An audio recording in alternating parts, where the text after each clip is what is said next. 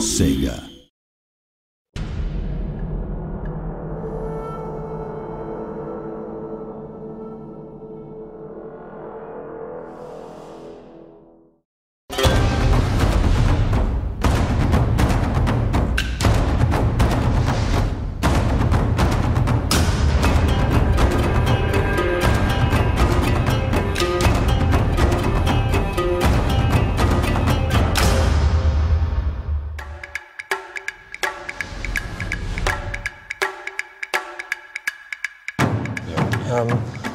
For a PC game, Total War's always had fairly weak multiplayer.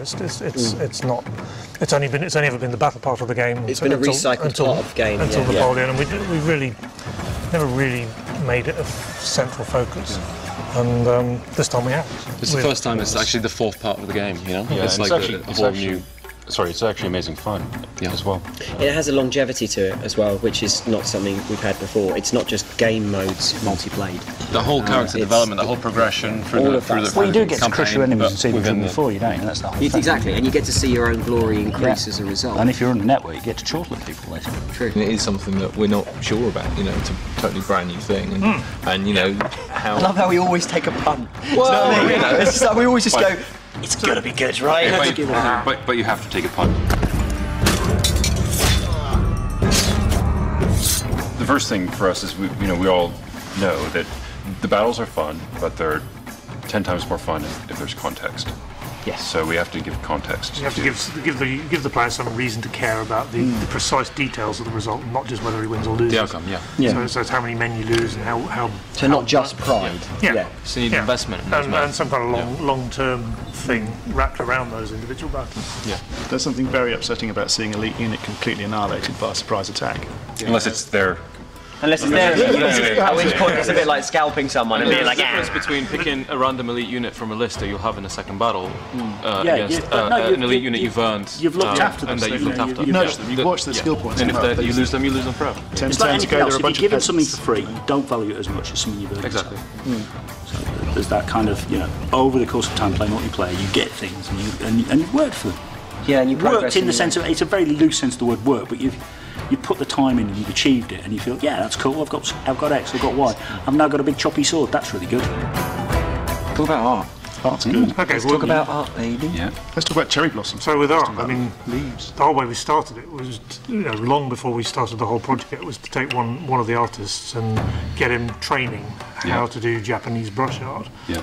Woodblock. Sorry, yeah. not brush. So that's Roland McDonald. How long did it take? We took about 6 months. It's good stuff, though. I mean, it is. People have asked whether it's from museums, haven't they? Yeah, we've actually had genuine inquiries from magazines and people asking if they're allowed to print it, and they can get the museum can give them the rights, or the family that owns the art can give them the rights. And it's like, no, really, it's ours. And throughout the entire project, we're kind of taking this, the art department is taking quite a serious stance towards art, where we've got all of the departments are really producing by far the best work that they've produced for any Total War game. I think for future projects we'll keep on top of the art and art direction, because it's really quite a big selling point. We're loving doing it. It's the style of that period, I think. I really liked the sort of atmosphere and style of Shogun 1, and we'd not really got anything like that in any of the intervening games, and it was a chance to do art again. He's really doing Total War games on film before we've ever even heard of Total War, or some of us were born. If you haven't watched Seven Samurai, you haven't been paying attention. He's got thousands of guys. He's everybody's portraying different emotions. It's all that sort of Gran, isn't it, with the battle that's entirely silent until there's one gunshot and then the sound cuts in. It's this enormous battle that goes on forever with the castle on fire. And, there's books as well as the Musashi books. That's definitely the stuff that influences me the most. I actually read the Hagakure about 15 years ago, something like that, and the same thing goes for Musashi's Book of the Five Rings, and that stuff is and Sun Tzu, of course. The Musashi books. I mean, I'm talking about the novels. You mean the novels about? Novels are based on the character that wrote the Book of the Five Rings. There's a whole series. There's dozens and dozens of these novels which are completely known to everybody in Japan. So they're Robin Hood, effectively, as Musashi. Jack's got some on his desk. Yeah. Yes. And there's this. I can't remember the name Jack is of the officially website. the holder of the most geeky thing I've ever seen done at CA. Right now, this is seriously geeky? right. Okay, this is super geeky. Okay, we're a company full of guys who like board games and make games about historical warfare. Okay, so this really has to take a title. And Jack, I actually once saw him creating a unit on screen. This was actually for Napoleon. He was creating a unit on screen for Napoleon, and he said something like, "The 17th Hussars didn't have brass buttons on the top point of their uniforms. Expelliarmus!" And then deleted it. And I was like, I literally had to stop and tell him that was the most awesome piece of geek I've ever seen in my life.